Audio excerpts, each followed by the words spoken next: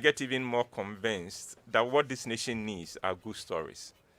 And I am happy to be doing what I would have paid for the privilege of doing, and then I get paid to do it. So that is fantastic. Pretty interesting. A storyteller who has sold drugs. I don't mean the drugs that, not the other powder, Yeah, and yes, not that yes. kind of drugs. I mean, you've worked in the Though if it pharmaceuticals. was the other kind, I'm sure by now I would have be making a lot of money. or you'd have been in jail. Or dead. Yes, that's true. Exactly. Yes, but I sold courtesy of Kenafama. Yes. And good afternoon to you, Mr. Kofi Nsiapoku and Mrs. Nsiapoku Florence.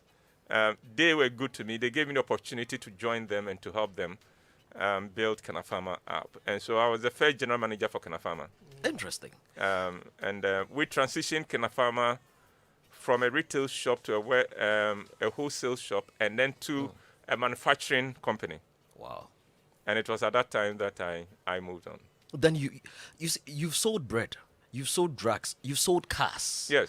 Sold money. You've sold money. Yes. And you're still a storyteller. Yes. So while you were selling all these things, where were the stories? What were you doing with them? They were there. They never left. I remember when I went for an interview with Kofi Nsiapoku. Yeah. I told him, I'll work for you for 2 years, and after that, I'm going to produce plays. Wow. At that time, I didn't know how I was going to do it, and he smiled. He didn't. He thought that onim the orca. But that is it. It has always been there.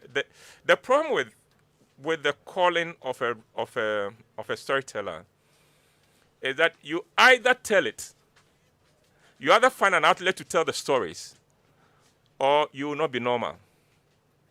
Because the stories never leave you. Do you understand me? Yeah. A story visits you and can dominate you and harass you and oppress you until you write it. So you could be in the company of people, but because of that story on your mind, you cannot be present there. The story won't allow you to be present there. So the earlier you give attention to it and put it out, the better for your sanity. Because otherwise, you will not be seen. And there are a lot of people, I can always tell a creative person, a storyteller, or even a poet. Poets are storytellers. Saying, Yes, by yeah. the way, you had a fantastic guy here. Yes, Timmy. I enjoyed Timmy. his He's got a poem. bright future. Now, you have people like that. If you are not writing, what will happen is that you are walking and you are talking. You'll be walking and you Boy, now them. So I am happy that in my case, God gave me the network, the platform. I owe so many people for that, including Mr. Kwesi Chum, Joy FM, including Dusty Wayne, Yes. Tommy Alan Forsen, Marco. No, Zomelo. Zomelo. yeah. Yeah. Sonny Decker. And those are the guys, especially it was Marco who brought me to the attention of Mr. Chum. Okay. And then it was Dusty Wayne who then got the permission and came and told me that you are now on the Super Morning Show. This is your slot. And then it was Tommy Annan Forsen who hosted me and gave me the Roverman as a name. Interesting. So Roverman was a nickname Tommy Annan Forsen gave me. I see. Why that? Because the segment I was presenting was called Rover Report. Okay. Okay. So the Okay. guy to bring Rover Report Is the Rover man. is The a Roverman. Roverman. Interesting. And then and that stuck. In fact, it was on it was Tommy Annan Forsen also who began calling me Uncle Ebo White. Interesting. So I owe so much to him. The fact that everybody calls me Uncle Ebo White, or some people Mr. Uncle Ebo White, is credit to him, and I owe so much to him. Interesting. Let us go back a little bit. I mean, At which point did you discover that this Come is again? what? At which point did you discover that it is place you want to write? You want to be a playwright and nothing else. At which point in your growing up process? Or what influenced you? What inspired you? I mean, some of us grew up watching people, and I decided to enter the space because I got an opportunity to act as Rollins, my very first acting role back in primary school. And after that, I decided to abandon my law Okay. and enter the space. So, what was it that made you decide? Because when we go into your past, nothing connects you to theater in any way. We've not heard you speak about maybe going to theater school or, partaking in plays or nothing. So, at which point and what made you decide that this is the path you'd want to take? I got the opportunity to be a part of a school production in 1972-73. I was in secondary school Form 3 then. In those days, the students of School of Performing Arts, as part of their final year project, were sent to secondary schools to produce a play, especially those who were majoring in directing. You produce a play as your project work. Yeah. And this guy had come to my school, Osu Presby, to produce a play, and he was struggling. I wasn't a member of the theater group, but something about it fascinated me. It was Osu Presby was and still is a day school, so they would meet in the after classes. Everybody is rushing to go home, but I would go and stand in the window to watch them because I wasn't a part of the drama troupe, so I didn't have the courage to enter, and I also had a very serious case of inferiority complex, so I couldn't enter. I was standing in the window and watch them rehearsing, and they were struggling with it, Meanwhile, the days were passing. The guy had 6 weeks to produce the play. 3 weeks into rehearsals, the main guy, the guy he had selected for the main role, was not cutting it. He wasn't getting his lines, he wasn't getting the movements, he wasn't getting anything. But I would always go and stand every afternoon and watch them. So on the end of the third week, out of the group had assembled for rehearsals, but this boy hadn't turned up. The main guy hadn't turned up. And the director was now getting very, very nervous because he didn't have any time to lose. So he couldn't afford to wait for the boy to come. He wanted rehearsals to go on. But by this time, everybody who didn't have a role has stopped coming for rehearsals. Oh dear. Because it's a day school. We close and you're going to hustle for transport home. You don't have time to come and hang around watching people rehearse.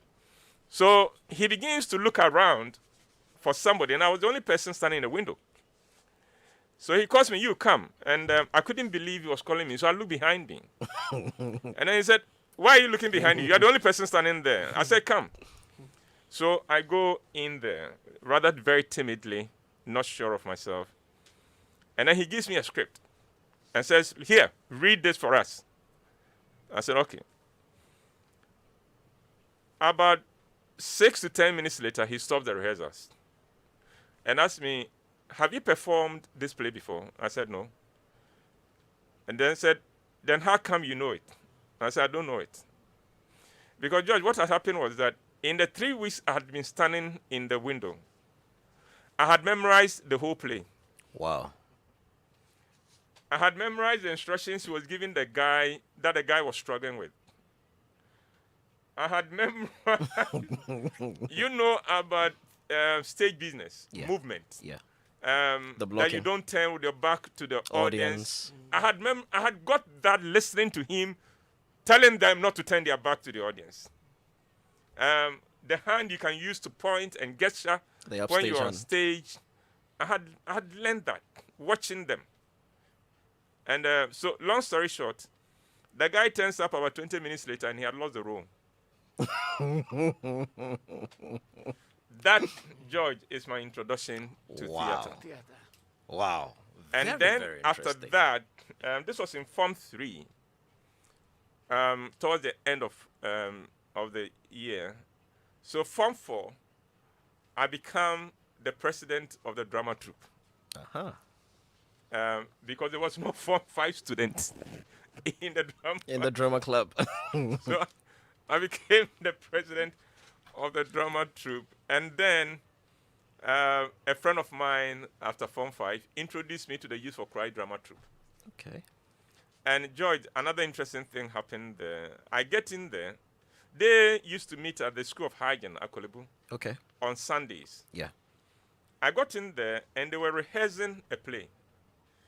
They were left with 2 weeks to go for the production. And so I'd just go and sit down and watch them. Now, this director had done what you learned in school to do. He had double cast every role. Just to be safe. Yes. Yeah. He had double cast every. Character. But then come the day of the production. The production was at the NTC Assembly Hall. And the 2 guys he had cast for the lead had all independently decided that the guy would prefer to use the other guy, so they didn't come. Wow. George, do you understand? Wow, I get it. Those were the days The concept of everybody thinks somebody will do it, eventually nobody does it. Wow. And I'm talking about something in 74. So there was no mobile phones to call these and guys find to out check where them they are. out on them and ask them where they were not coming. So here we were. The hall was filled with people, but the main cast members have not come. Wow. The lead characters have not come. Because each of them had decided that I think the director would prefer that guy. So why should I go Bother myself. bother myself? And then people started leaving after about 40 minutes. An hour later, we were down to about half the audience. And more people, in these matters, it takes one person to move and then others begin to join them.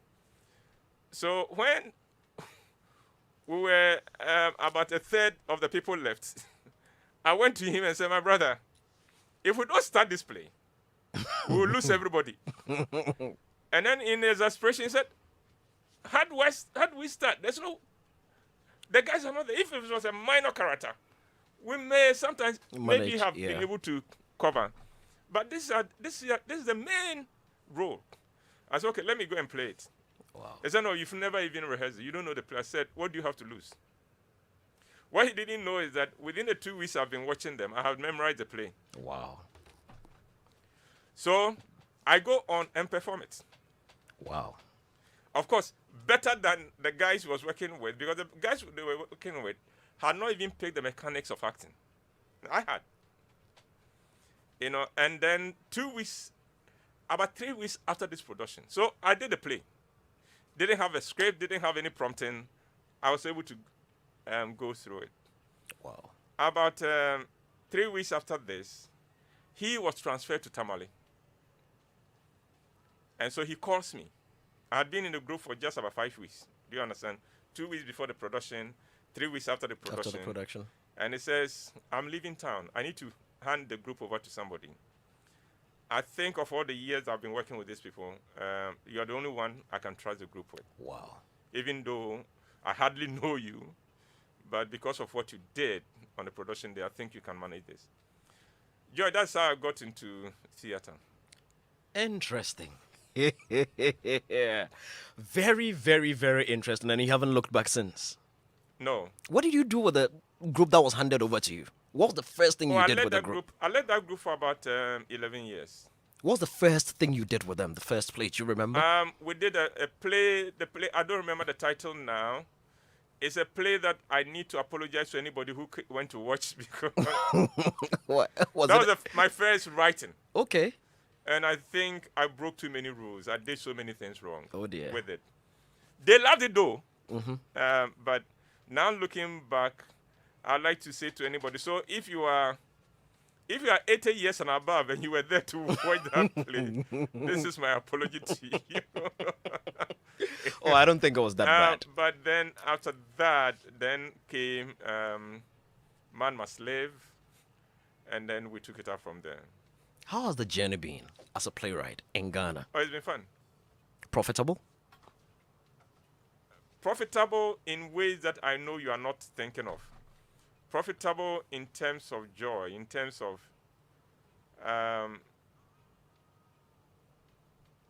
networking. Profitable in terms of growth, because I have grown. I have grown just doing what I'm doing. Profitable in terms of the good quality people I get to work with. People whose growth I get to be a part of, and things like that. And so, in that respect, yes, it's been very profitable. How about financial? Come again? Financial. Not so much, no. Theater doesn't pay in Ghana, does it? Hasn't yet. Will it ever? Yes. Oh, yes. Absolutely. But not yet. What makes you so sure that it ever will? Oh, I pay never better? I never vote against Ghana in any matter. Ghana will shock you, eh? Yes, I never vote against Ghana. No, things would improve. You know, George, if somebody had told the Osei Kofi generation that soccer would pay, they would have laughed at the person. True. Today, True. couples bring forth a boy and they begin to, as the boy is lying in the court throwing the leg, then they are standing there.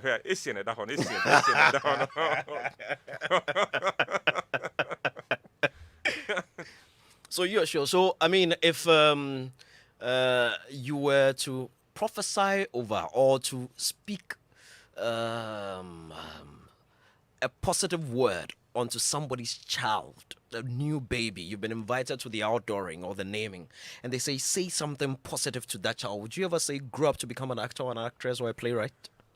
May you grow to be all that God meant you to be. It doesn't matter which one. You know, in the past in Ghana, and this is what poverty does to you. Poverty tends to make you limit your options in life. You play safe when you are poor. You play safe. So then what you do is that you look for the professions that are safe. Lawyer, what you are going to do? Yes. Safe. Doctor, safe. Engineer, safe. Accountant, which I gave up, safe. You know, so go and do those safe things. Then at least you will not go begging.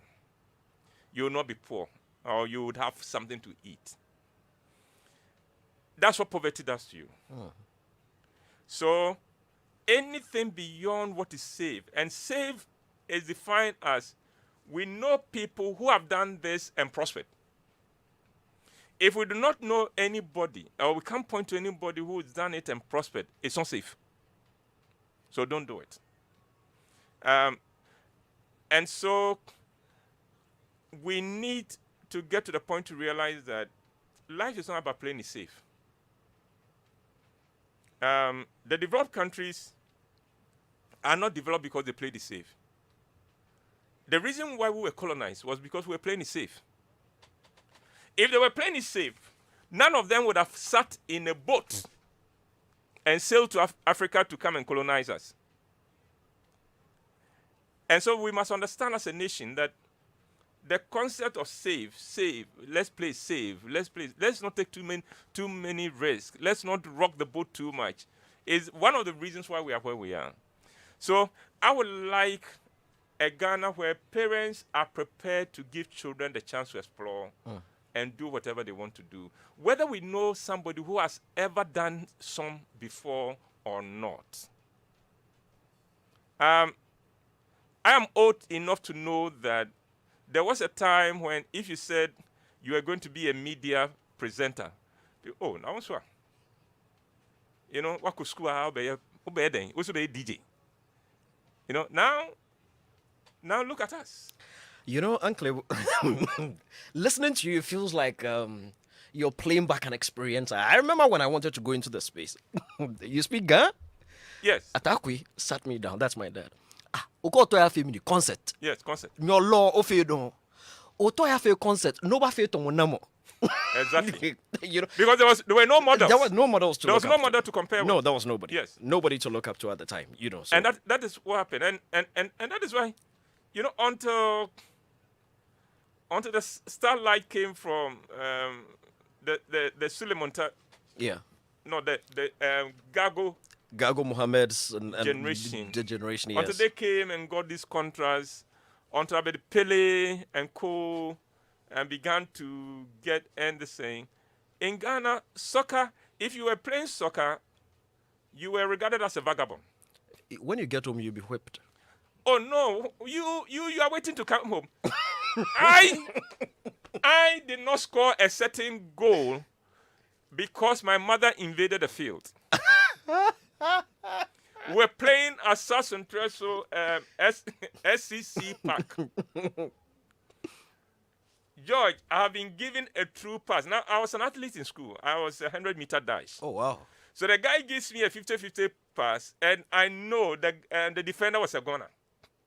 I had shot. So I get to the ball, move past him, ready to shoot at goal, and then all I hear is, "Come on, mommy, bo!"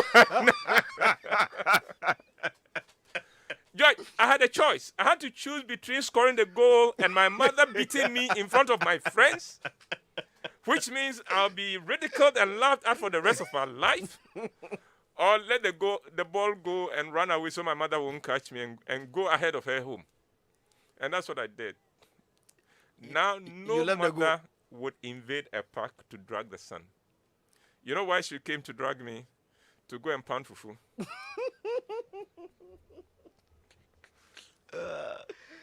Dear, oh dear. Pretty interesting. Pretty interesting. You tuned in to Joy 99.7 FM at Showbiz A to Z. We're speaking to the legendary James Eboy, the man we all call Uncle Ebo. And we hit the streets, and a couple of you said some pretty interesting things about Uncle Ebo. Uncle Ebo, let me play one of the things that your fans said for you to hear before we continue the conversation. Take a listen to this one. Okay, Uncle Ebo White has been an inspiration to some of us, especially me particularly. I remember growing up, I used to go watch some of his play at the National Theatre. I think I love him, and I pray that God bless him and continue to enrich him with a lot of things. And whatever he's doing, I think he should continue to do it. And Uncle Ebo White, he's a whole package on its own. A great man indeed. A great man who has to be celebrated in this country and in Africa. When we talk about his plays and his acts and everything, you'd realize that there are a lot of people doing the stage plays and stuffs in Ghana, but he has become an extraordinary person in the play or the stage act industry, and seriously, he's taken Ghana to a different level. His marriage out there has become an inspiration to most of us. Bless God for giving us such a wonderful man in this country. We thank him so much. God bless him and keep on doing what he does. We love him. We won't also stop following him.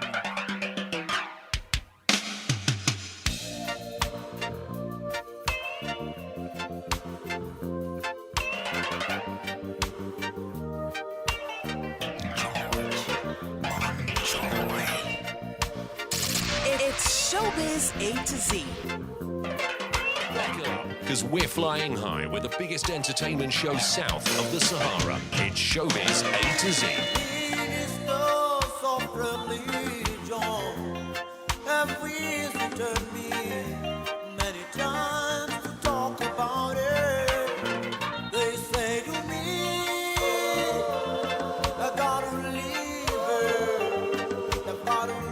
Yes, and you can be part of our conversation. 055 1111. Yes, I'm talking, let the song play. Let the song play. What do you mean? You can't stop. Uncle Ebo, forgive me. No. Let the song play. Play the song. I'll stop talking. Have you seen Uncle Ken? Uncle Ken does not stop any song when he's playing. Come for your RPMs. Now you Come for your RPMs. you put on a song like this and then you stop like that. One more. Please, I'll let it play small before I come back to the LPM. Uncle Ebo, pardon me, forgive us. No, The song play. is You playing. play. I'll signal to you when you should. Yes, sir. Yes, The sir. We'll good let part it is play. coming. The good part is coming. The good part is coming.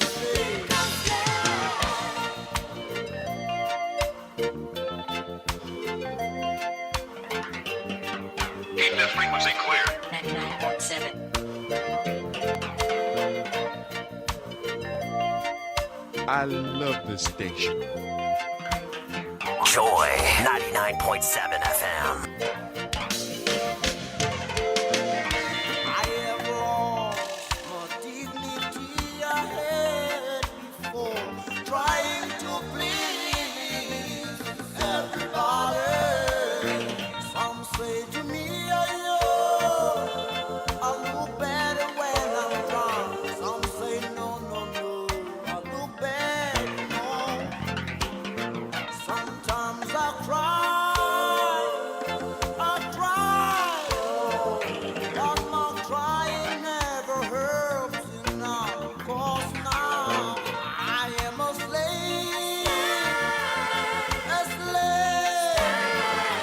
I'm a slave, just a legal slave. I am a slave, a prisoner. I'm a slave, just a legal slave. It's Showbiz A to Z. So Uncle Ibu has given me the permission to continue. And I was telling you about the high school debate. The battle lines are drawn, 16 schools in Ashanti region ready to do battle for supremacy and the bragging rights as the best school in debating. Can St. Jerome SHS defend their title, or will any of the 15 other schools, including Owas, Prempeh College, YAGS, Ghana Muslim Mission, Caspress, PSHS, Bompata, etc., wrestle it from them? You're gonna want to make a date. Come home. Sometimes I cry. It's gonna go all the way till 2nd of July. Started from 31st of May. And you're gonna get thrilled to fierce and insightful arguments in the Love FM High School debate from senior high schools in the Ashanti region. Catch it live on Facebook at Love 99.5 FM, on radio at Love 99.5 FM, and Joy Prime, Joy Learning on Mondays, Wednesdays, and Fridays at 1 p.m. each day. The event is brought to you by Love 99.5 FM in collabo with Ashanti Regional SRC, the Ghana Education Service, and the Conference of Heads of Assisted Secondary Schools, CHAS. Proudly brought to you by Cowbell Our Milk and Key Soap from Unilever. Have I told you Philip Nye is about to go to the Maldives? Kenya, Philip, where's Papua New Guinea inside? He's going to be going with a dancing tours. Don't worry, I'll tell you all about it. And you can join Philip on this trip. That's the most interesting part of it. Don't worry, you're going to hear more about this shortly.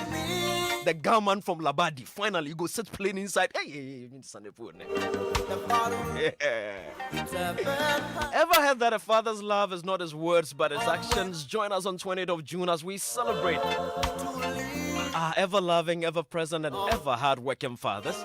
Father's Day, your radio for discerning listeners. Joy 99.7 FM is celebrating fathers by simply sharing some of the fondest moments with your dads. You certainly have had several fun and memorable moments with your dad. In just half a page, share with us the best of those moments. Me, my dad, the one I remember most. Uncle, well, my dad came to visit me once in Fanspim School. And, the man usually, he doesn't leave home purposely to come and say he's coming to visit you. Okay. He's passing to Takrady or somewhere. Okay. Then he would do a stopover. When the man Toyota, okay, that's it. I said, but you would expect that he would leave some money. He didn't mind me. Then I saw digestive lying on the car, the dashboard, and I said, "Oh, but can you digestive? That be a Jamie, no government, no." Saturday, oh, Mami Baba Slav. The digestive belonged to the government of Ghana. At the time, he was working for Goyle. Yes, it belongs to government. Everything belonged to government. Yeah. This man could even bring a TV home. It belongs to government. Everything in our house belonged to government.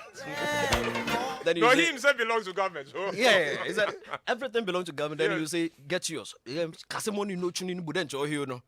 Yeah, that was him. So yeah, do How share much of your father is in you? the height.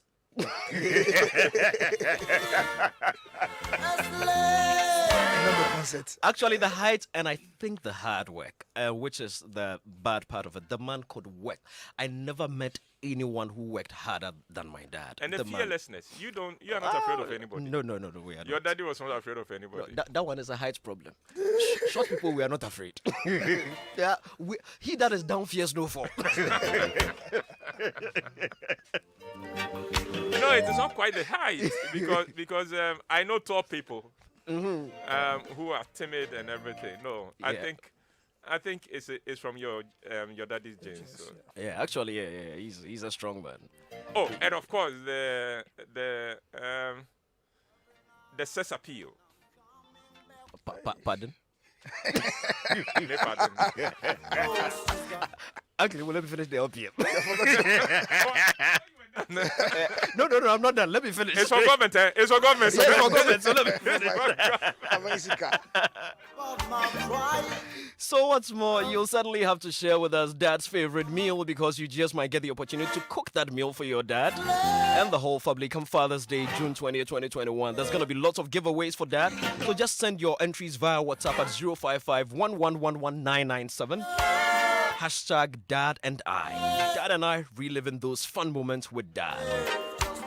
So we're going to continue our conversation with the legendary James Ebo White. It's going to be a very, very interesting conversation. And we've also been joined by Sadiq Abdullah Abu and Uncle Ken Adi. Before I bring them into the conversation, Uncle Ebo, I have one last question. And before you ask your one last question, tell the DJ to get on standby.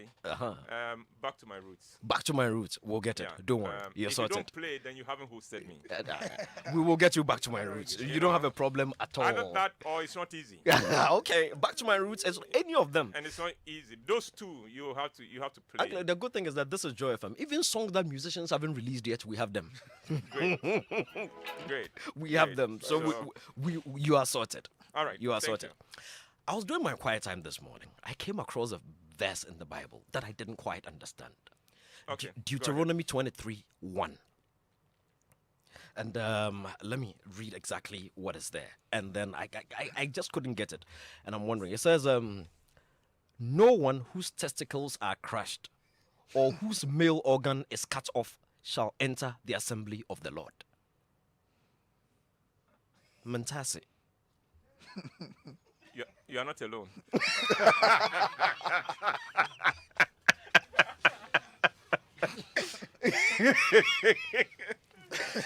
I don't understand it. I mean, I don't get it. So what if they are crushed by accident? Reminds me of an artwork I saw today where they said they are actually requesting for testicles for a particular fee. And then somebody came to write under it, yet is Sikaso. But he left the lines. He left the other lines. George, All right. Yes, Uncle Ken. what you just read, Yes. that you don't understand, that Uncle Ebo says you are not alone, Yes. that all of us think we are not alone. If those organs that you mentioned are crushed, you won't be alive, would you?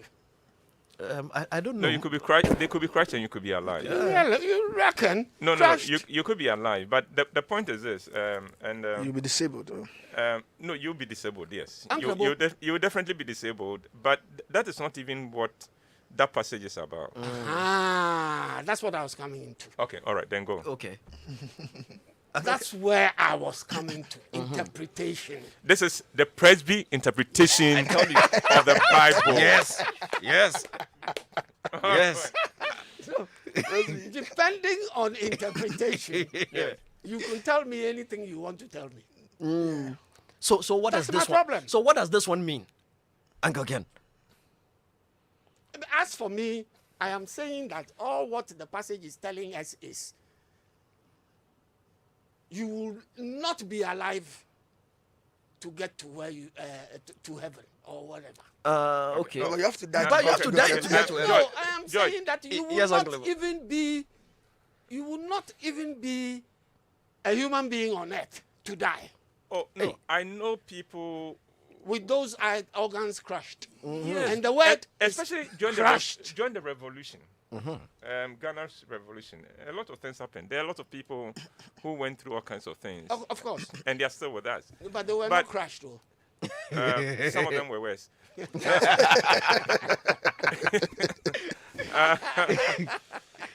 And in fact, if you go to some of our traditional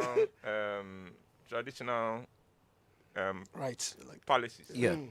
you'll meet people with some very Some interesting, such yes, deformities, some interesting things that have been done on them, some operations that have been done on them for some role they need to be used to play. For those things. But George, what you've read underscores the basic principle that many of us forget, that this God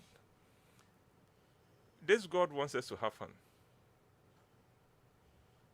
You know, and anybody who doesn't have the use of his organs and can therefore not give pleasure to a woman, then is not qualified to enter be the in his kingdom of heaven. presence.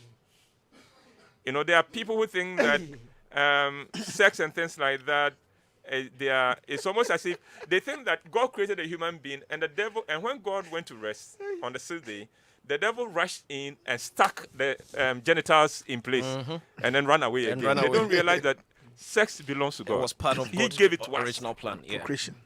And therefore, if you are not whole in that area, you are not whole. And you are not qualified to be in his presence. But that is before Jesus came to take all that away. Away, yeah. So this time, it doesn't matter what my infirmity is. Because when I stand before God, it is not my righteousness anymore. It is the righteousness of Jesus. Yeah. He has made me worthy. So that even the Enoch could be qualified to stand before presence of the Lord. God and be part of God. And therefore, when you read the Acts of the Apostles, the first non-Hebrew to be converted to Christianity was an Ethiopian Enoch. Interesting.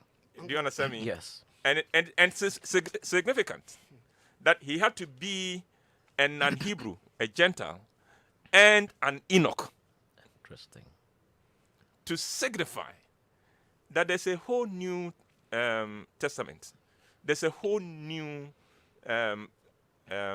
chapter in relationship with God, and that as long as you come through Jesus, he doesn't see you, he sees Jesus. Interesting. And that is why somebody like me, a sinner like me, a useless man like me, can be proud to say, I'm a Christian and I follow God. In your matter day conversations, that's what it's called, right? Yes. You speak a lot about sex. Do I? Yes, I think so. Do I do what? You speak a lot about sex. Or play. Actually, not the last one necessarily in was the play. all about sex. The last one was all about sex. And this month, I am releasing a book on sex. A whole book. It's not preaching, it's sex. Sex A to Z. But why sex, though? Look, pelu. Come again. Why sex? Why not any other subject matter but sex? Which other subject matter when there's sex? Hey, Heaven you and take earth. sex out of it, you ain't of you. The Judge, Catholic, you will not be doing what you're doing if sex no day inside. the Catholic priest will not totally agree with you. Oh, there'll be no government if there's no sex. The Catholic priest will not agree with you. Then which one? The Catholic priests, they don't have sex. They don't do what? Have sex. Really? They are not married. Okay. But don't kid yourself. Uncle Ewu. There was a Uncle Ewu, this Uncle is Ewu, what there was a reverend. Wait, there was a I'm reverend. afraid Frank Lebu on this line. There was a reverend father at Aquinas Yes. who we all knew was grooving around. So one day, What does grooving mean here? Oh, yeah. how old are you? I'm young and naive. So some of the boys went to confront him and said, Yeah. "You're a father. What's going on here?" And he said, "Well, I took a vow never to marry.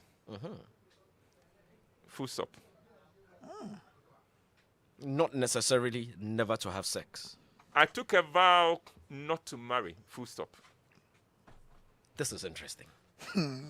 Very, very interesting. Anyway, Sadiq, Loaded. so Now Uncle you Ewu is see, here. but you see, he wants to push me into trouble. Yeah, exactly. It's not going to happen. Because I was just afraid Frank Lebu that this one, Yeah. before somebody starts to fire on this one. But Uncle Ken and Sadiq, Uncle Ewu is here, so you can also come in. Yeah. okay, I don't know if Uncle Ken wants to go first. You go. For me, I mean, I find Uncle Lebu's love for reggae music very instructive. Yeah. I don't know if his love for reggae music extends to the belief systems of reggae. I mean, because he loves conscious reggae music. Yes, I do. Do you identify with the concept or the principle of Rastafarianism, which underscores reggae music? No, I don't. I like the music. I like the music. I like the art form. I like the rhythm. But that is where it ends. Okay. And I like particular reggae artists. Yeah. I started with Jimmy Cliff. In those days, Jimmy Cliff, Johnny Nash, and co. And then Lucky Dube, Bob Marley. I'm a much later apostle of Bob Marley because of Jimmy Cliff. I never liked Bob Marley. I see. Because of the beef. Yeah. They have too much at all, Yeah. the kind of a thing. And then after a while, somebody challenged me and said, "Listen to the man." Yeah. You know, and then emancipate yourself from mental slavery. None but ourselves can free ourselves. Yes, exactly. And then I realized, hey, the guy talks sense. So I began to realize, after all, Jimmy Cliff called Jimmy Bush. Why am I fighting for him? No. So I love the music. I love the music, and it's not just reggae. I love all kinds of music because I'm an artist. Yeah. Okay. So it is not my religious side that is pro reggae. It is my artistic side. That is why any artistic form will get me. Any artistic form. That's why when I was listening to the poet today, I was in a different world because he was putting words together, getting a rhythm going, and things like that. One of the parts that I picked, he said, "I may not be your best poet, but your favorite poet regards me as his best." He sent a message to express his gratitude for the poet Timmy. He said for the legendary Ibo White to say he loves his work. No, I love this poem. I love the presentation. Grateful. I loved it. I love the rhythm. So that is it. It is an artist. But the way Siddiq has asked this question, I think I know where he's going. And I am going to tell him that where he wants to go, please don't go there.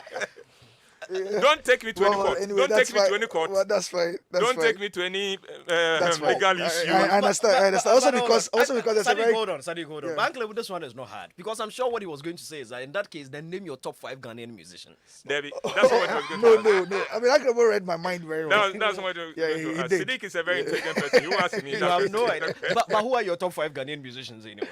From which era? Because I just did my best 10 for DSTV. Okay. And then later on, I'll send them into a school. So to do that, I gave my best 100 to my staff and asked them to pick 5. Interesting. And they couldn't. Interesting. It was very tight. Yeah, because I go way back. I go to Kakeku. Yeah. Do you understand me? Yeah. Sadiq had not been born. You know, and things like that. I'm not sure my mom knows. even made Sadiq, you know the song that Nana Blue has now? Yeah. That's what Uncle Ebo was talking about. Oh. You know, The person who did it. it's a whole. Then I come to the whole CK Man Aquabua competition. Which of them is better? And So then, they also had that in those days. oh yeah. Except that they were not beefing. But in terms of the song, who is the best? And sometimes they will bring them together and let them come and play back to back.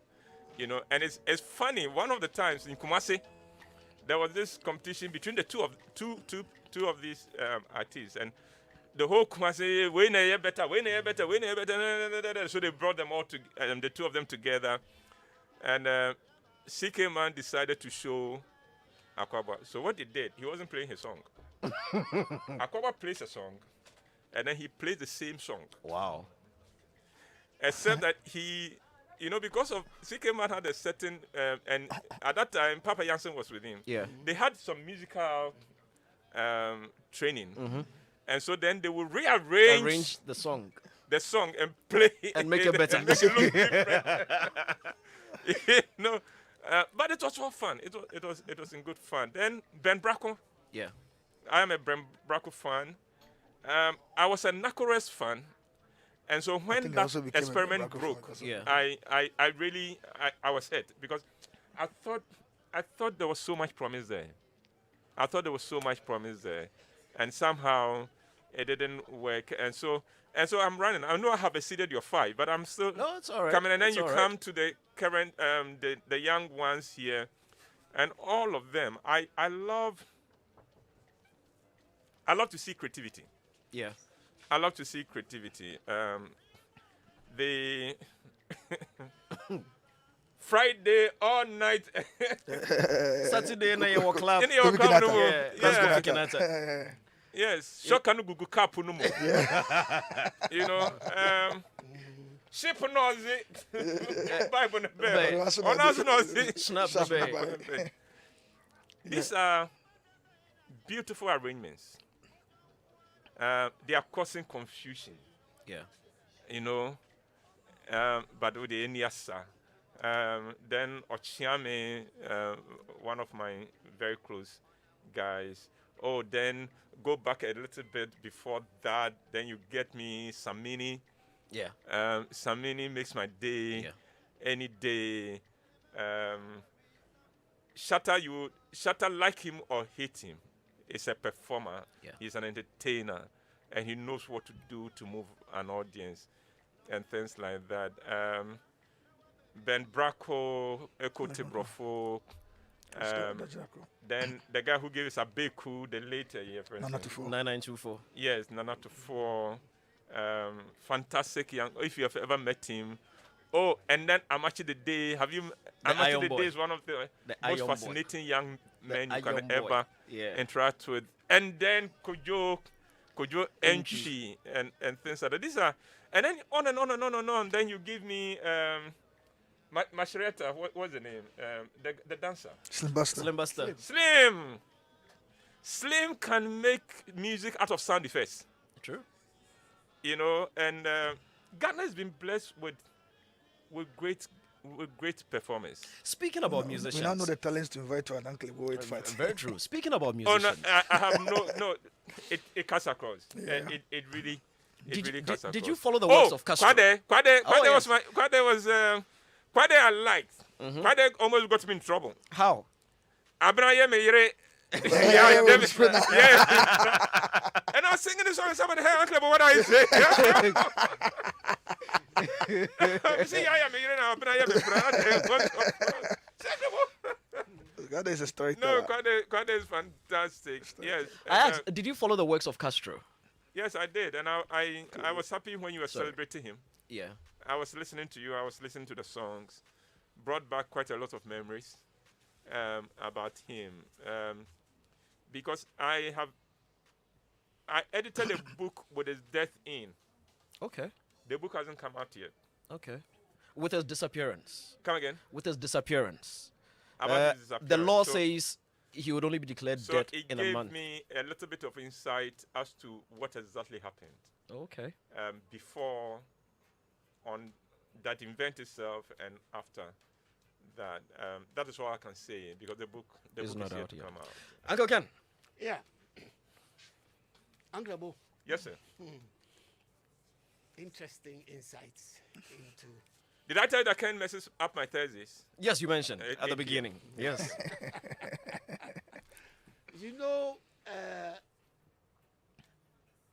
I read somewhere that Uncle Abo, when he met his wife, at that time, Uncle Bo was a Christian, but he and his wife were petting. I don't know whether these guys understand the word. Oh, they know we- the quite we- necking we and, do, and but- things like that. No, but he knows. I can describe it. No, Sidik is a man around. I'll be glad if Uncle Ken can actually break it down. The, And I want to say to Uncle Abu that as far as I am concerned, this issue of trying to stay away from sex as you are courting till you get married is a matter that I didn't grow up with, Okay. so to speak. I'm saying I didn't grow up with because when I was a kid, our fathers were having children with different women. So you get a family where there's a father and he has kids with 5 women, 5 different women. Yes. Married or unmarried? Unmarried. Has kids with 5 different women. So you have brothers and stepbrothers and sisters all over the place, you know. And I'm saying, I think it was because at that time, when in the 60s, Uncle Abu, correct me if I'm wrong, people were growing up more on the Old Testament than when the New Testament came into being. Because otherwise, I don't know why back in the day we were not told to stay away before marriage. Because of the customary. There was a reason. There was a reason. It had nothing to do with the Old Testament or New Testament. It had to do with our social realities. Ken, those were the days. Okay, going way back before then. I am going back. I'm going to take you to the 1800s and the beginning of the Way 1900s. before my time. Okay. Yes, no, you know, Uncle Ken was around when Noah built the ark. I hear Where's Jesse? his company supplied the nails. Jesse says, Jesse's around, yeah. But Jesse says, I was around when the bond of 1844. Oh, of course, right. no, what happened is that we had just come out of inter-tribal wars, intercommunal wars, and so we needed men. We needed, the more men we had, the more people we had, the better. But men, because men meant we had army. Yeah. Men meant that our crops, our assets were safe, our property was safe. Because in those days, all I had to do was look at Siddiq's house. I like Siddiq's house. I challenge him to a fight. If I beat him, I kill him. I take his house. Plus everything in it. Yes, plus everything in it. It was as simple as that. You know, it was might ruled. Now, society has evolved. Yeah. Now, during those times, and in one of the campaigns, these intertribal war campaigns that I read, it had to do with the Ashanti Kingdom. Uh-huh. They had a beef with the colonial government in Anumabo. And they moved troops all the way from Kumasi to the beach, to Anumabo. Fought. They were gone for 3 years. Wow. When they returned, they had lost 300,000 men. Wow. Do you understand me? Yeah. Those were the circumstances. Now, trust me, if the Ashanti army had lost 300,000 men, you can be sure they caused even more casualties along the way to all the people they would encountered. they would encounter. Because they moved to Anumabo by fighting their way. They conquered you and and kept on. And that's how you fed the army. Wherever you got, you conquered them, took their food, gave the women to your army to keep them sane, and then you moved on, and then you get to the main thing. Fight. So if they lost 300, you can be sure that Gold Coast lost more than 600 men. Yeah. Now society had to find ways of replacing those over 600,000 to almost 1 million that would have lost. Yeah. So what society did was to free the men Uh-huh. and say, don't stay with one woman. And in a lot of traditional societies, even now, if you show signs of being outstanding and remarkable, Yeah. they will not allow you to marry one woman. You must have children. You must have children with other people. Do you understand me? So that is the history. Okay. Now, those realities are not there anymore. Now, nobody's going to meet me and say, I like your car, so fight me for it. Fight me for it. It's not going to happen. Now, my daughters are not ever going to have a situation where they have to scream, Memamro. It's not going to happen because the socialization is different. So, George, my question is, why are men still living like men were permitted to live then? The times have changed. True. The women have adjusted. The women have evolved. Men haven't. True. We still have the same mentality of the hit and run. We still have the same mentality of, because society understood the guy is going to give his life for us. That's all we wanted. Yeah. So we built a society in which all we expected from the men were three things. True. Their sperms. Just fertilize as many eggs As you could. as possible. Okay? Your strength. Your presence told the next village, don't mess with us because you're a member. Yeah. Your life. If need be, go and sacrifice your life for us. In exchange, we will relieve you of all responsibilities. We will relieve you. You don't have to help. So the You don't women have were to raise the farming then. children. So Come in again? those days, the women were the ones actually farming and Yes, working. yes, yes. No, because and it was not. was It was right. not. It was not. You know, it is now. Young It's people very come right. and say, "Oh," and then women. No, they do not know where it came from. Where it came from. The point is that Siddiq, you and I were going to go to war, and we may not come back. But society has to function. So women run the home, And run raise the children. farms, so that no. And people forget, like this one I'm telling you, the war took 3 years to prosecute. So for 3 years, no man is in the village, apart from a few that we may have left around, who will service everybody once we are gone. Do you understand me? So, you know, and those people who did that, they never got respect because one cock, Yeah. You're not a man. You're not a man. No, you're a man. Bema na. You know, so Interesting. society understood that for continuity, for the sake of keeping things going, ladies run the show. Because that man, tomorrow he may go for war and not come back. But some men So who don't didn't depend go on to him. war took advantage of that. Men haven't evolved, and we need to evolve from that. So that is why boys were never saddled with too much. That is the Interesting. history. Interesting. Uncle, it makes sense. Uncle, Now, but- we Makes don't a lot have of the sense. same realities. And yet, because we don't know where the beginnings come from, we are still doing the thing. There's an interesting case in Europe, one of the European palaces, where the king decided, the king marries a new wife and decides to mark the arrival of the queen. We're planting a certain tree from her land right at the entrance. But whenever they planted a tree, some animals, some people walking around would trample upon it and destroy it.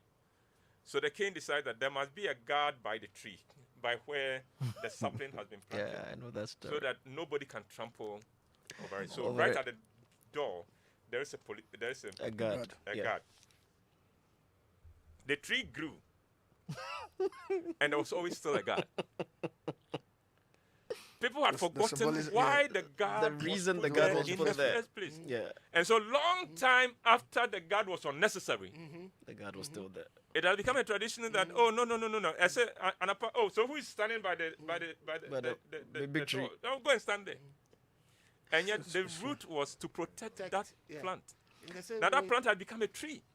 Uncle, but there's something I want you to listen to before we bring our conversation to a close. Something you said some time back, which a lot of people agree with, others also Uncle Ken find hasn't- quite Uncle Ken isn't controversial. done with Oh, this Uncle question. Ken, you're not done. Sorry. No, it's okay. Carry on. Thank you very much, Uncle Ken. Bless you. And I worry. I think it's one of the most stupid things to ever say to anybody. Because you, the foolish person asking that question, cannot be more eager to see that person married than that person is. Exactly. You know, now,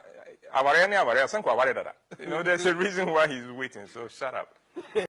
Don't worry.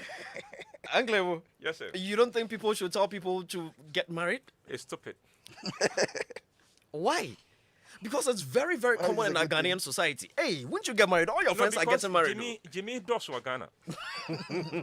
That is why, for me, every year when you wish me Afishapa, my response always, and it has been the response for about 10 years now, is if you say, oh, Afishapa, I think come to yen, Afidesi say, na sebe, Ghana ye Jimmy abafem kakra. If say Sebio Jimmy wa Ghana brutal. You believe so? Oh, I know so. I know so. A nation this blessed cannot be this poor unless Jimmy Dawson. Because this is a blessed nation. Now let's take this one. Look. We make life terrible for every young lady who is not married. And yet this is a society that does not permit a young lady to go out there and put herself out there. Me, I can go. Yeah. Men, we are permitted to strike. Yes. Siddiq Alai. Yeah. And some of us are good strikers. Others not so good. Even today, Sadiq has advertised himself on Facebook. Some people are doing one goal project. Some people are doing multiple. Some are excellent midfielders. Again, what are you talking about here? But the point is that then the girl hits 25. And suddenly everybody's on her case. What are you waiting for? You're not worried. This girl cannot go to Siddiq and say, Siddiq, I'm 25. Can you marry me? True. It can happen. I can go to Efia and say, Efia, I like your legs. Let's marry. The girl can't do it. So when we put that pressure on the girl, what are we trying to say to the girl? Is that not evidence of foolishness? I couldn't agree with you more. What is more foolish than that is the girl taking that pressure seriously. And I have taught all my adopted daughters that when somebody comes to you and says, you know what, hurry up and marry, I said, tell them, show me a store where I can go and buy a husband. And I'll go and buy one.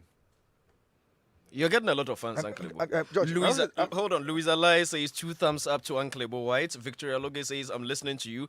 And my big brother, James, I have a big brother, James Quaye. Okay. And I always laugh at him that. So when my dad was distributing them, see there, James, Bible, them. So he said, I should not ask you to where you got your James from. So I'm always teasing him. James, don't mind the small boy. He's a small boy. He doesn't know what he's talking about. Yes, Sadiq. George, Uncle, when anybody follows your narratives, your plays, and all of that, there's something that strikes everybody that you are mainly pro-woman. In projecting women positively, in the ways you write, in the ways you do your casting and everything, was it a deliberate policy to sort of drive inclusion in industry?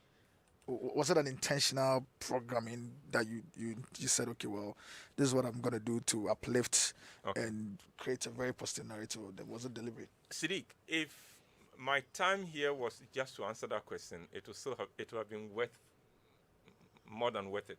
This is an excellent question. Yeah. And I want to thank you for asking. Because I know people have spoken about this and raised these concerns. And sometimes I tell them, it is a mark of how deep men have sunk that we don't recognize a few things. One, Siddiq, you and I as men, we are very simple. The things to make us happy are not that much. And yet, key and central in the thing that will make my life fulfilling is me learning how to cope with a woman. Women have evolved. Women learn from each other. Women are skillful in relating to a man. Men are not skillful in relating to a woman. From their childhood, women, their aunties, their big sisters keep teaching them how to relate to, how to carry themselves, how to run a man. And they do it so well. Nobody taught us. So what I do is that I try to let men understand the complicated and sophisticated world of a woman, so that you can know, you can at least understand them. Because quite often with women, what I've discovered is that they don't expect you to solve any problems for them. They just want you to understand. You know, sometimes when the woman in your life is making life difficult for you, she's not looking for answers. She just wants to know that Siddiq heard me and understands what I have said. Issues, we haven't even resolved the issues. But when I was talking, Siddiq kept quiet and heard me. You know, just that. And she's ready to go for another year on the strength of the fact that, as for Siddiq, He will listen. when I talk, he will listen to me. Just that. Men need to be educated that that animal called woman is so sophisticated that she's simple. Let me explain. You know, the modern cars are so sophisticated, they are simple. The iPad is so sophisticated that it is simple. But you must understand it. You know, women don't ask for too much. And yet we make it so difficult. And so there are a lot of men who don't even want to hear about building a relationship with a woman because they think woman is too much trouble. No, woman is not. God created them in such a way that with a little bit of sense, kakra, you can make a woman almost your slave. By just showing her, I understand you. The women outside are shouting, thank you. Thank you. You know, I understand you. I know your world is so easy. Siddiq, let me give you a few examples. When you have a woman in your life. Yes. What's her name? Adiza.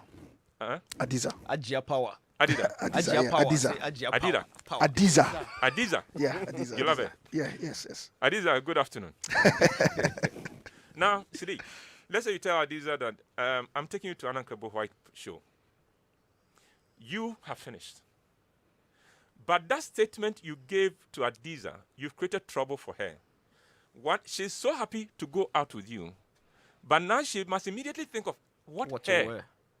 My hair. She has to think of what am I going to wear? And is it going to match with the shoe? What kind of bag am I going to hold?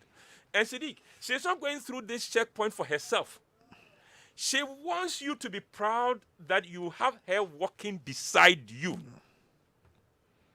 Now, Siddiq, invite me and say that, oh, Uncle White, next week I'm doing this thing and I want you to come. And for me, it's a very simple thing. I can wear this. I can wear this. And come. And I'll have no issues. Not in their world. Because you see, in their world, they notice everything. A woman can look at another friend. At a day when you went out share echo wedding last week. Siddiq, do you understand? Yeah, I do. And so my mission is introduce men to these wonderful creatures God created for us. Made them so fantastic. For instance, when a woman wears high heels, it transforms them. It does. It is fantastic. And I can't understand why any woman will not wear high heels. And yet, when she wears the high heels, she has to walk carefully. Not to fall. Especially on a smooth surface. Then you, the man, you are wearing this thing that you can even run. Yeah. No, slow down. No, Kwasia man, keep quiet. The woman, for your sake, she is suffering for you. Siddiq, have you gone to sit under that thing they sit under in the saloon? The dryer. The dryer before? Very hot. And they go and sit there for us, so not for them. Then she sits there and she goes through all this wahala and comes, and Siddiq says, I haven't noticed it. Then I should kill you. I went to sit under that thing to look good for Siddiq. Maybe I Siddiq yesterday. I mean, what is wrong with him? Uncle, I'm Let's sure have a we go. can. And No, there was- Sadiq, anybody told you that Sadiq, my Ochawe time is Kwame up. speaks like you? But I haven't asked. No, nobody else. Ochawe Kwame speaks like Uncle White. Yes, sir. Uncle Abu, Yes, sir. what has I just want to know very briefly because I haven't heard you ranting and raving on the airwaves, even though you have the airwaves that you can rant and rave. I haven't heard you doing On that. political issues. No, I Industrial. haven't heard you doing that on the impact of COVID on your productions. Uncle Ken, it's because the impact is not on me alone. And when you are not the only one suffering, don't scream too much. This is something nobody planned for. This is something that nobody anticipated. It's gotten us all scrambling. Nobody knows even where to go. I have taken my 2 shots, but then it says the 2 shots gives me 76%. You know, Immunity. immunity. It is not even that much, you know, but it's the best we have. Even that one, we got lucky cry, you know, particularly our second shot, you know. We got a bit lucky because of a few things. So, no, it's been disastrous for my business because my business thrives on creating community, bringing people together. And yet, here we are with a certain pandemic that makes that impossible. Is it about time for us to be released to do so? I think so. Yes, we ought to do things. Yes, so. I think so. Because in December, we were able to do a festival and we put in place fantastic Measures. yes, Measures. fantastic social And so why distancing. didn't you continue? Radical. No, because the government says you can't There's a continue. directive. There's a directive. And I believe that maybe the president and those who advise him, it's about time to allow us to do that which would help all of us. It's not just for me. What we do bring peace to the people, give them something to talk about instead of Sir John's funeral. You know, you give them something else to talk about instead of what is going on somewhere else. And sometimes politicians are not clever enough or enlightened enough to realize that the entertainment sector is what keeps people peaceful. Exactly. Give them a good entertainment sector, and they don't care about your policies. In fact, you are irrelevant to them. Yeah. Then you can do whatever you are doing. But more, you wouldn't create a room for us to entertain the people. And then you also give them things to complain. Oh, they will complain until you face the country. Oh, yeah. You know, so that's why it's because of all these things. But now that you've raised it, so fix the theater. Let's get back into Open into it up business. for events. Open up again. Fix the theater. That is what the man James White says.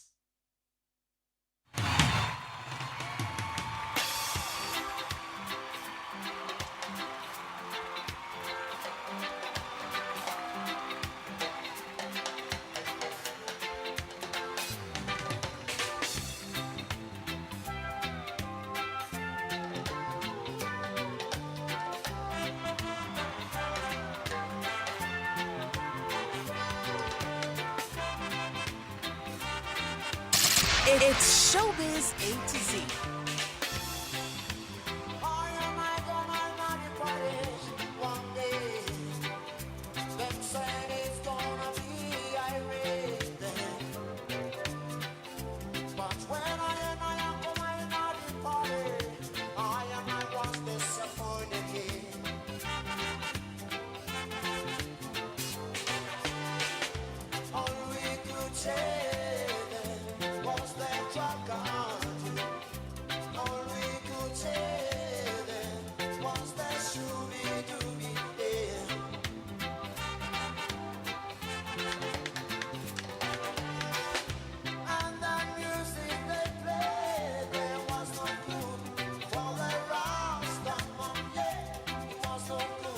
Joy 99.7 FM.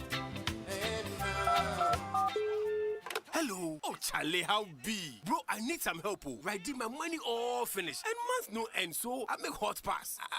I fit see some small loan for your side, I bet. Oh, bro, make Charlie, I make hot pass you. My landlord today can't take your rent. Oh, Charlie. All right, you make a call another person. Hello. Oh, Charlie, I need some help. Right, my money all finished. And months no end, so I make hot pass. So you see, I feel. Oh.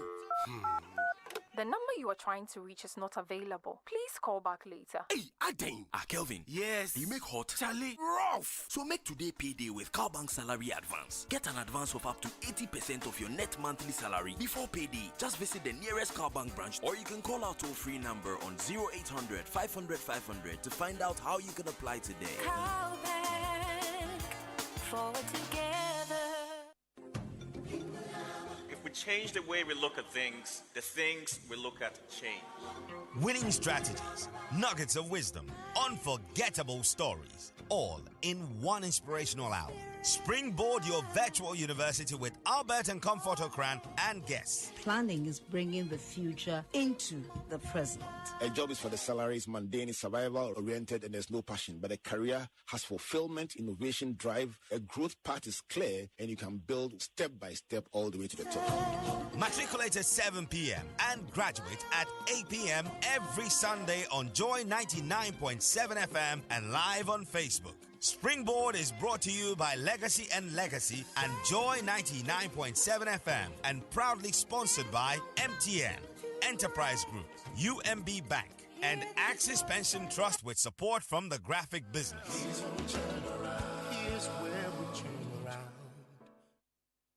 24 nations playing football that sums up the massive, unbelievable skill of the best in Europe. 51 games of football that will get the fans to their frenzied best and frustrated worst.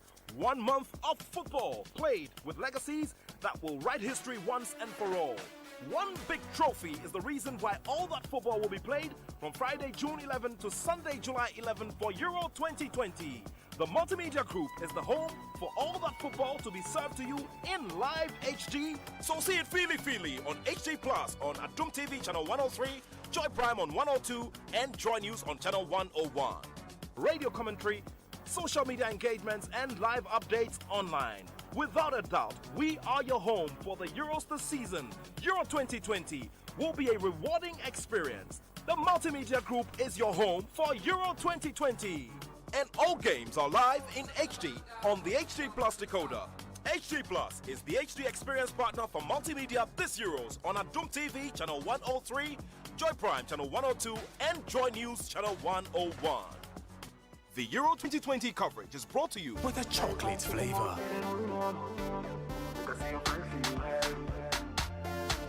Let's go. Make us see your 5 in the air. High five, Chocomalts. High five, Chocomalts. Charlie, put your 5 in the air. High five, Chocomalts. High five, Chocomalts. Oh, yes. If you wanna be refreshed, high five, Chocomalts be the new normal. See, we breaking loose and we changing the game with the new normal. Make us see your 5 in the air. This be the new normal. Make us see your 5 in the air. This be the new normal. Make us see your 5 in the air. High five, Chocomalts. High five, Chocomalts. Charlie, put your 5 in the air. High five, Chocomalts. Oh, high five, Chocomalts. Oh, yes. Make us see your 5 in the air. High five, Chocomalts. High five, Chocomalts. Charlie, put your 5 in the air. High five, Chocomalts. High five, Chocomalts. Oh, yes. High five, Chocomalts. Enjoy the malt. Feel the chocolate. Another quality product from Casa Preco. This advertisement has been vetted and approved by the FDA.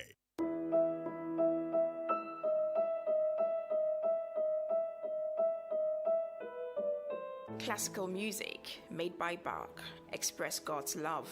Classical music made by Beethoven, express God's power. Classical music made by Mozart, express God's laughter. Please join Jeffrey every Thursday and Sunday, 12 a.m. to 1:30 a.m. to enjoy the very best of classical music by legendary composers here on Joy 99.7 FM.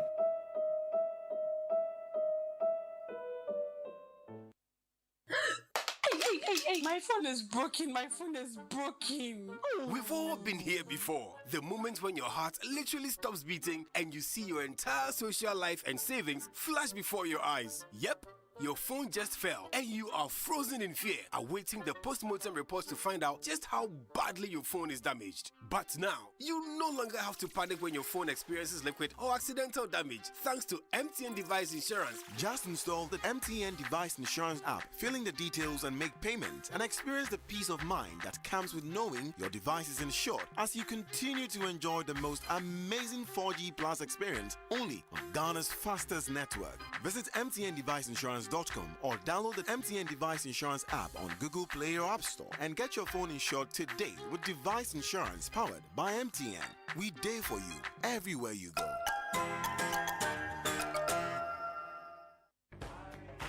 Unlock banking with biometrics and get more done in a flash. Now, you can access the Absa mobile banking app using your fingerprint or facial recognition. That's right. A smile or touch is all it takes. Pay bills, buy airtime, do any transaction, and so much more. Enjoy convenience from the cutting-edge bank designed to get things done. Download the Absa mobile banking app today. That's Africanacity. That's Absa. For inquiries, visit your nearest Absa bank. Terms and conditions apply.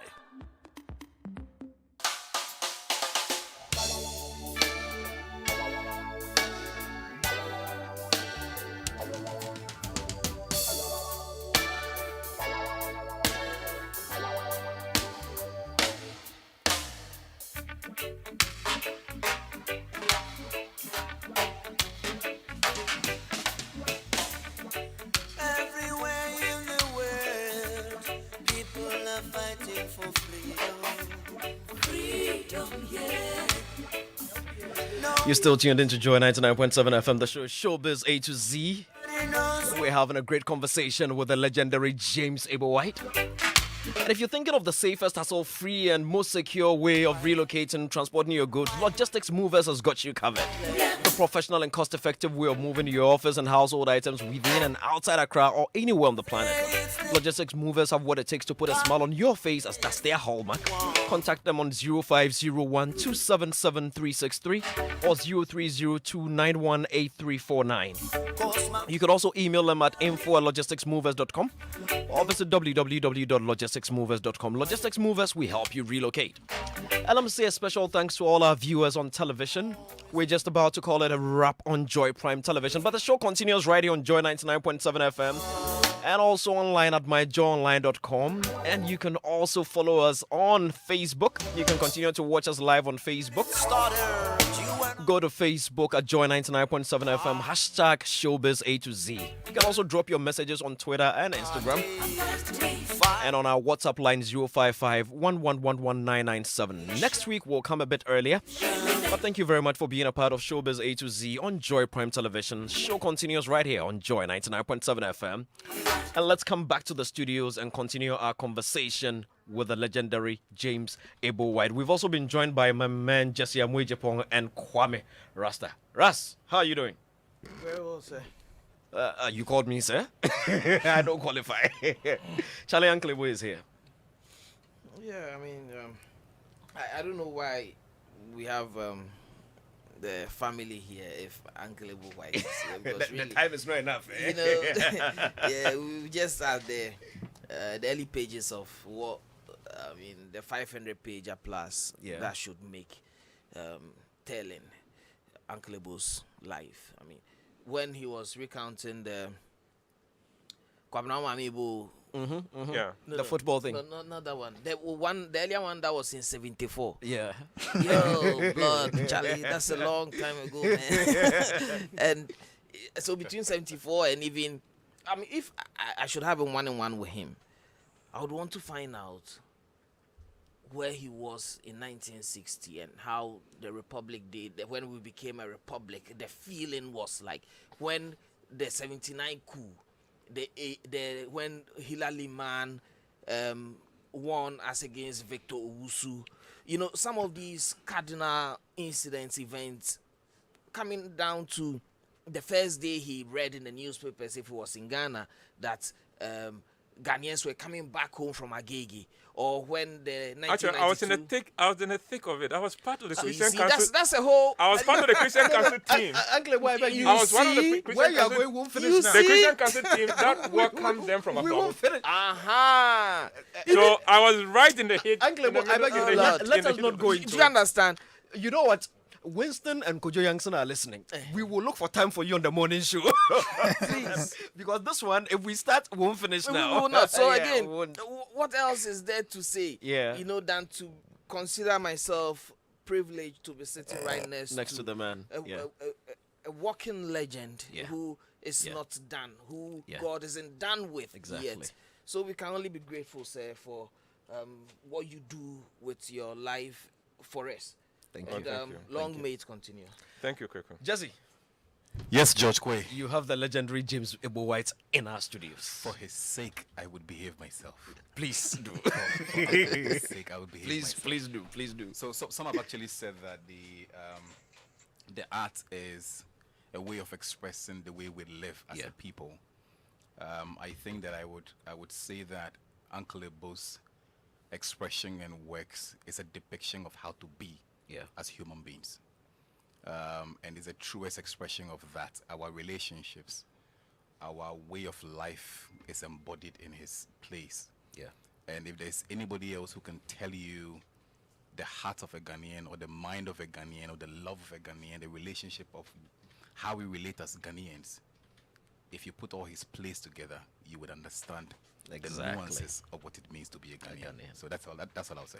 This one says, George, please, can I be connected with Uncle Ebo? I really wish to get in touch with him. Great program as always from Emmanuel inside Lekma. Emmanuel from Lekma sent that one through. Uncle Ebo, if somebody wants to connect with you, how can they do that? Get George Quaye's number. He knows how to reach me. God bless you, Uncle Ebo, my secret admirer. Hope this program is recorded. So much sense from tip to toe. Yes, it's live on Facebook and it's going to be there. You can refer to it anytime you want to. This one says, oh, Uncle Ebo. Hey, this is very long. How I wish my ex-husband is hearing you speak. That one is from Glory. Glory. The marriage would have been mended. Yeah, I swear. The man didn't know how to take care of the woman. Bottom line. That's what happened. Awesome. This one says what? Okay, phobia all the way. Didi. Uncle, you said it all. That's why I can't stop watching your programs. You are the best. Okay, that one is from Didi, rather. Okay, Didi sent that through. Okay, and then the messages are a lot, and people are still actually typing. Hey, this one says, George, please. Okay, I think I read that one. That was the connected one. Okay. Uncle Ebo, so we'll get into it. The messages are still dropping like... we are about to bring our conversation to a close. Okay. We've spoken about how parents ought to encourage their kids to go into the performing arts and everything. We've also spoken about the fact that it is not paying yet, but you've given us a lot of hope. And you said you're never going to bet against Ghana because you believe that eventually it is going to pick up. Yes. You believe eventually it is going to pick up. Let us speak about sponsorship. Is corporate Ghana supporting the arts enough from your perspective at least? George, what is corporate Ghana? Oh, we're speaking There are about the companies in Ghana. They are not corporate Ghana. Okay. Because a lot of the key companies in Ghana are controlled from outside Ghana. Your decisions are drawn for you outside Ghana. Your marketing plan comes from outside Ghana. In fact, even your ad is given to you from outside Ghana. So there must be a marketing manager here. But all he does is to take what has been brought to him and roll it out and decide, so because of that, there will be limitations as to how much they can support certain things in Ghana. In Ghana, yeah. So my point is that there are companies in Ghana, but we can argue as to whether we have corporate Ghana. In other words, companies where decisions are taken here and people here can defend it anywhere. As against the current situation where there's somebody else from South Africa who somebody will have to go and justify why we should support an Uncle Ebo White play. Yeah. Play Concept. You know, somebody in East Africa, in Kenya, who you would have to now go and justify a budget to. He's not here. What do you call it? Concept.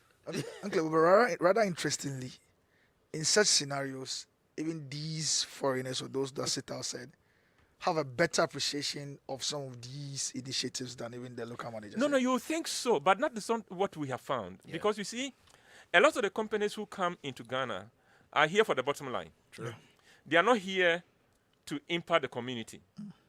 Sadiq, if you run a business, immediately the profit you are making, you are looking at what impact can I make in Ghana? True. In Ghana. Yes. Can I send a few more people to school? Can I change the school system and things like that? That will be part, you would take that upon yourself. And that's what I'm saying. I make the point that these guys are from where they are coming from. They've got the marketing discipline enough to be able to understand some of these concepts. Here, but when they come to Ghana, then it is, okay, there's a target. Make the money for us. Let's take it away. Again, because of the instability that Africa has been associated with, they come to Ghana and they are not building long-term. We put in so much, we must get it back at this time. As soon as we do it, we are letting it go. Yes, it is right that in a number of them, they come from home countries where the arts are developed. But then they also come here and they are not for the Ghanaian. Exactly. You know, the Ghana market is good for them, but not the Ghanaian, they don't really care. Okay. They expect the Ghanaians to make a strong case for their own country. Unfortunately, our own people too, they want to protect their positions. Their positions, yeah. So they also don't go and make a strong enough case. Because he's afraid. The guy could say, okay, no, I don't want to. Anyway, we pray. That's the problem. We pray it gets better. We pray it gets better. Uncle Ebo would like to thank you very much. And panel, for me, there's a story I have to tell someday. My agency, Image Bureau, owes a lot to Uncle Ebo. And one day we'll tell the story. Uncle Ebo is not your time to tell. Before you tell the story, George, you are one of the most creative people I have ever met. Oh, thank you, sir. You are very talented and one of the people who give me quite a lot of hope in Ghana, and now I realize that it's because you belong to the government. State property. National asset. National asset. Uncle Ken is, you know, one of those people who likes to take a low profile, but he's not low profile. Oh. Uncle Ken is big. If you remember what he did in the KSM case. Yeah. Last week. You realize, you know, Uncle Ken has stuff. Yes. He has stuff, and he's not afraid to. Just in the bond of 1844. Yeah. He's not afraid to. He's not. Yes, he's not afraid to. No. Yeah. He was a guy Noah consulted when he was drawing. Very true. Judge, one of these days we need to organize Uncle Ken's 101. Oh, you wait. We are working on it. And I'll do the lead question. We are working on it. And thank you to Sadiq and Adisa. Yes, Adisa. Adisa, Sadiq will make you very happy. Oh, yes. And Sadiq, thank you very much. Thank you for Kweku and Jesse. Yes. Kwame and Jesse. Yes. Thank you very much. And to your producer who drew me here, he's a CIA boy. Yeah. Where he connected the request. You couldn't have said no. No, the guy is a criminal. Literally, Philip yes, because the way he went. So I was waking up from sleep and told on Saturday, you are coming to you are going to Showbiz A to Z. And all I had to say is, yes, guy, madam. Philip. But Uncle Ebo, thank you very much. I mean, some of us, like I said, the story is still cooking, and at the right time, we'll tell it. The impact that you've had on a lot of us, it's endless. And there are those out there who haven't even said it yet, or who you haven't even met. There are people that we have met, and some of the things they say about you, you're truly an asset to this country, and we are immensely grateful. Thank you so very much for your time. You're welcome. And God continue to bless you. Oh, by the way, and when my book comes out, the book on sex, it's coming out this month. Eish. Tell your producer. That's right. For coming here today. We will do a review. He has to amplify it. Any review. We'll do a lunch here. A lunch here. That's right. Uncle, so tell your producer. Producer, So you heard it. We have to amplify it. He might be in Maldives at the time, but we'll pull him down to do the lunch here. Uncle, well, thank you very much. And the man is the legendary James Ebo White, and of course, he loves Lucky Dube like mad. So we're gonna end with one for him.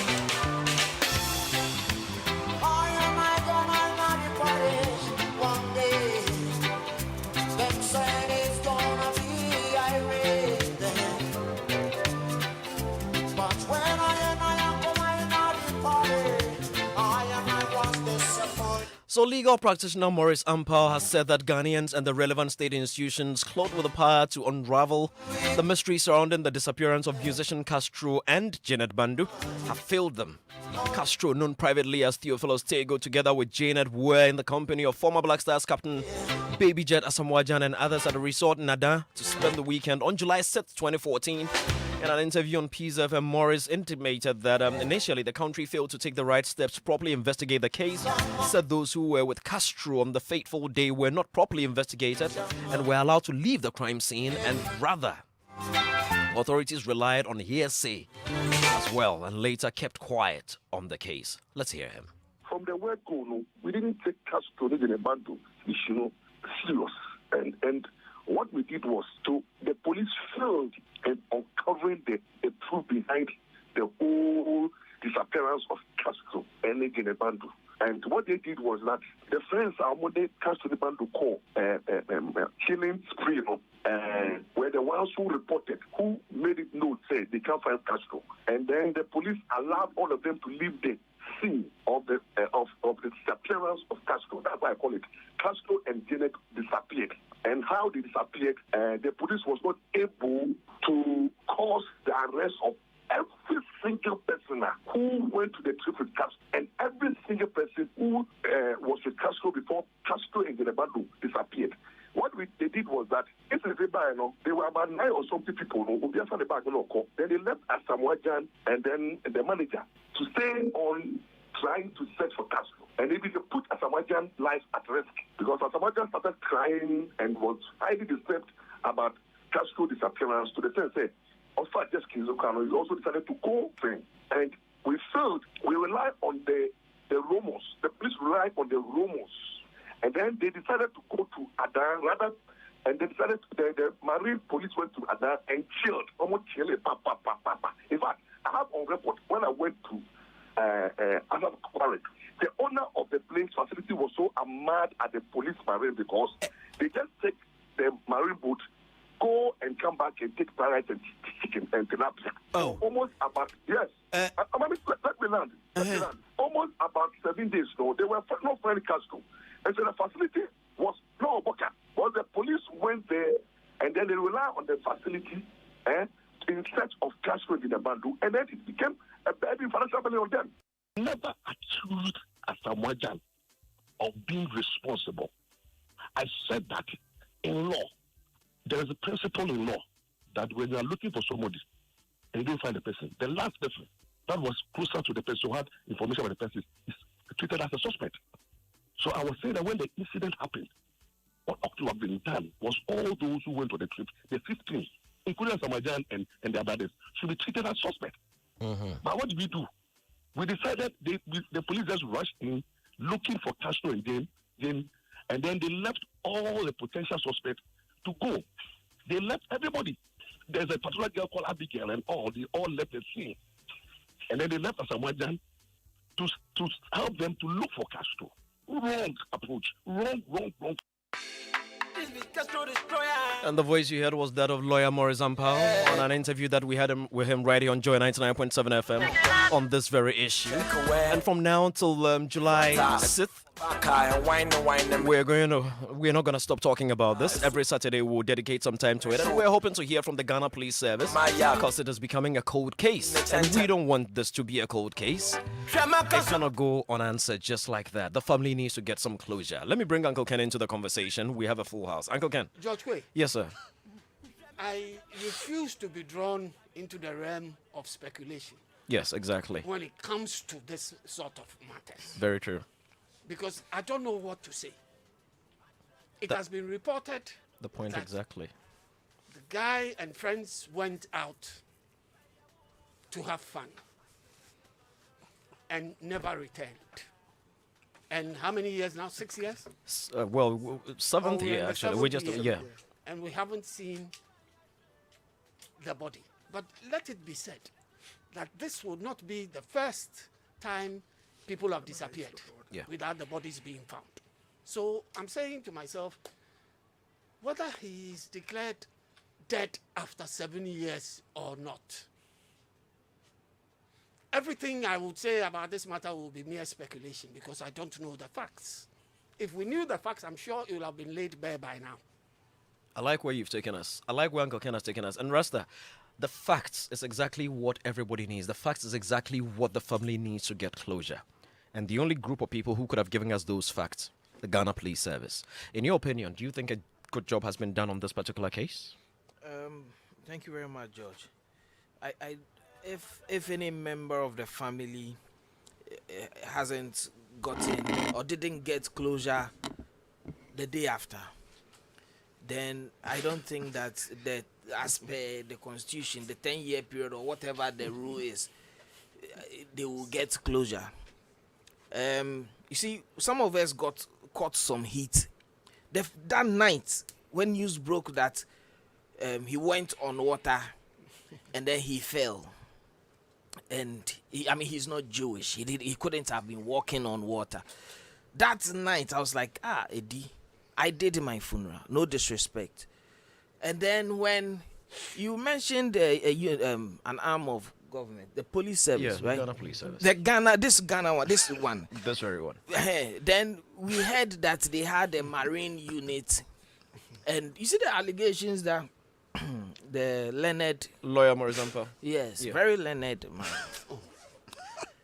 I made those. It was part of my package. I said that these people, because I went there a week after. Okay.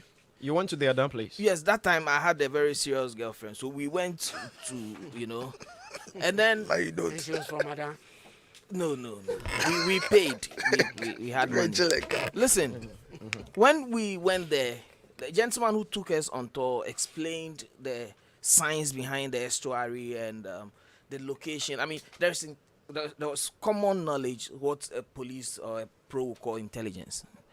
And we've gone through this. George, it is true that they took rice, went on the water, ate, chilled, came back, took another consignment because people were there hoping to join, support any way they could, and Mr. Fari of Aqua Safari did his bit. It was a complete waste of time. So, yes, Castro fell into water.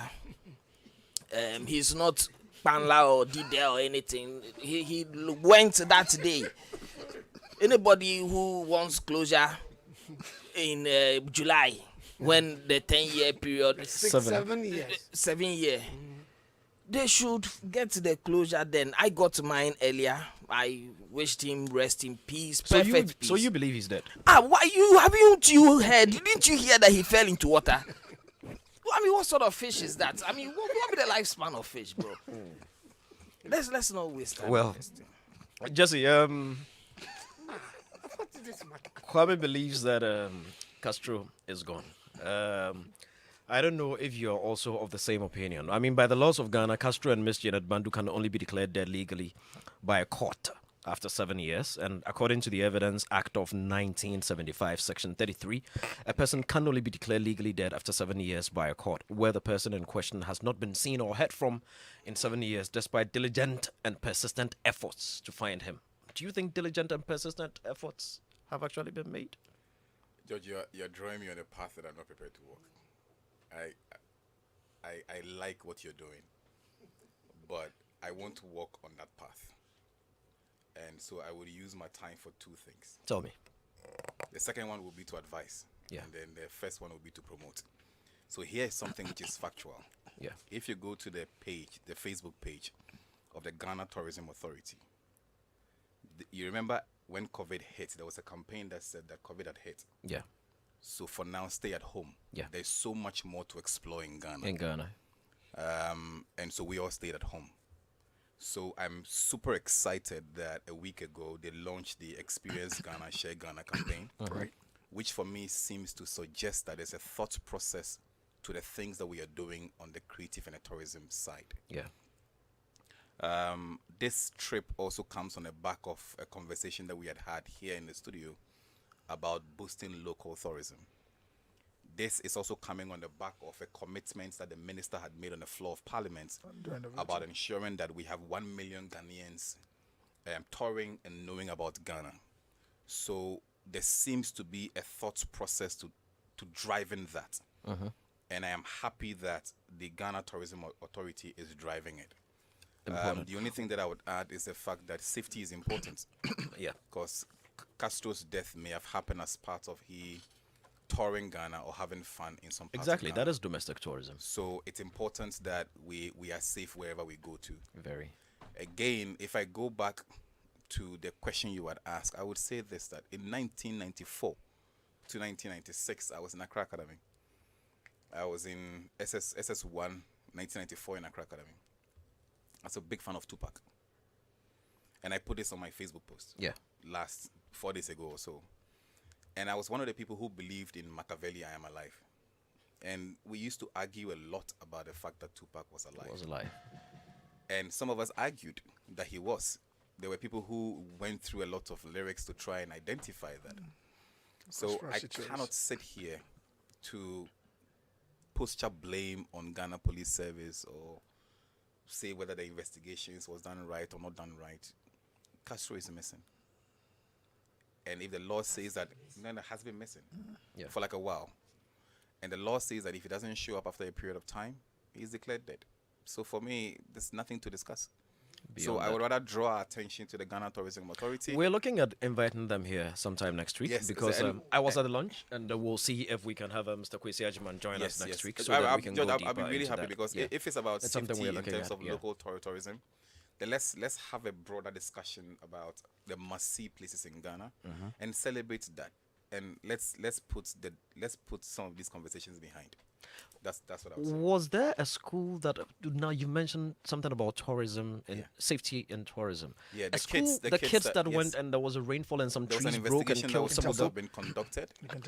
You know, what was the outcome of those investigations? inquiry. There was an inquiry. George, there's been an extensive facelifting Of the place. on the Great. grounds, and it's open to revelers.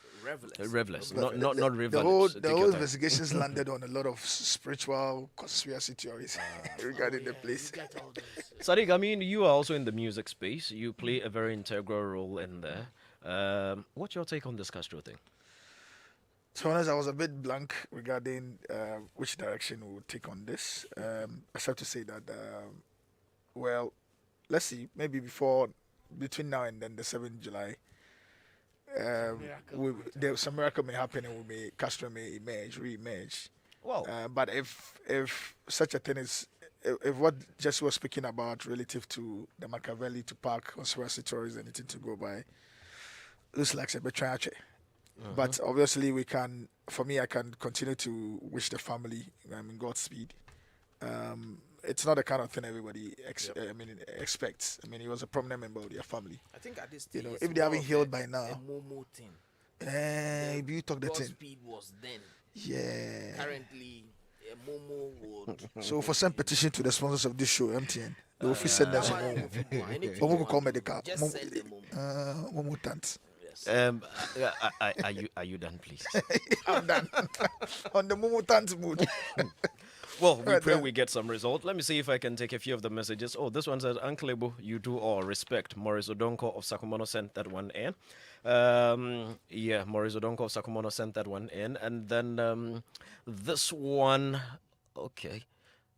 Please, I want to know what makes Uncle Ebo angry, because he's always cheerful, has a lot of energy. Oh, Uncle Ebo has... he has other engagements, so we had to let him go at some point. You're a very busy man. We're grateful for the time. This one says, in fact, I am grateful. I'm grateful, Mr. White. I am grateful to Mr. White. He has given me a course to forget about internal and external pressure on this marriage issue, from Bernice. Oh, Bernice, forget to do. He says it's a very stupid question. If anybody should ask you, why are you not married? And here's a lot of applause. Okay, a lot of the messages are for Uncle Ebo and others speaking about the Bible quotes that I... So, Jesse, did you hear about my Bible quote? No. When I was... Deuteronomy 23:1. When I was doing my quiet time this morning, I flipped through the page. That was what I found. And I didn't understand it. Doing quiet time. Yes, I was. Please continue. Okay. Deuteronomy 23:1. Yes. It said what exactly? Oh, Rasta, read it for him. Oh, George, with the Deuteronomy and your quiet time, I resigned as your executive secretary. This combination, you're on your own. Gentlemen, we would have to wrap it up here. But like we said, we've also, a producer has reached out to the Ghana Police Service so that at least we can get an update on this Castro thing. Is it one of them cold cases? Do you know we lost about three girls or so in Western region? Oh, yes, we did. But at least those ones, they arrested. They did arrest some people, didn't they? And the matter is in court and all those things. But just the point we're trying to make is that even those ones, they arrested somebody. This one, was it murder? It wasn't murder. No, it's I'm not. Just saying that. The point I'm making, that one has a closure of a sort. Okay, George. Okay, don't call the police. Let's just find out and tweet about it. I'm just saying that. No. At least the police have promised that they will get back to us. Let us know promised. what. Yes. They have promised they will get back to us. They would give us an update on the matter. Expecting something really miraculous from the police? Oh, we like. Uncle Ken, closure does not necessarily mean closure does not necessarily mean they are coming back to say, oh, we found him, he's alive, he's in Jamaica. No, that is not necessarily. You just want them to give you a response. response. Closure does not mean that, oh, yes, indeed, we found him in the water, his body washed ashore. Closure can mean that we did A, B, C, D, and this is where it got to, and the reason we've not been able to. But, like I said, they've promised to get. They've promised to get back to us. Why? Is it your money they'll use to get back to us? Oh, we are sorry. We are sorry. We'll wait for them. Gentlemen, thank you very much. You heard from the CEO of Free Music Network, Sadiq Abdullahi Abu, and then, of course, CEO of Ifiba Consort, Mr. Jesse Amoy Japong. Kwame Rasta is also in the studios with us, and of course, Uncle Kennedy is with us at Joy 99.7 FM. Uncle Ken, tomorrow you're on Jazz on Joy, right? Jazz on Joy, 10 p.m. 10 p.m. tomorrow. Yes. Beautiful. Sharp. All right, beautiful. We're going to tune in, and we are going to enjoy that one. Happy birthday again to you, Samuel or Damwell. That's the man.